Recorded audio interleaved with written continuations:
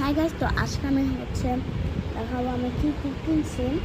So এটা যেগুলো ঈদের জন্য দরকার, তারপর আমার বার্থডে আসতেছে, যেহেতু আমি বাড়িতে করবো এটার জন্য একটা জিনিস কিনছি।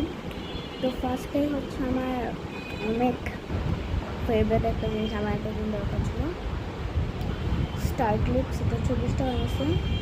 আর সবচেয়ে যেটা আমার বার্থডের সময় লাগবে, এটা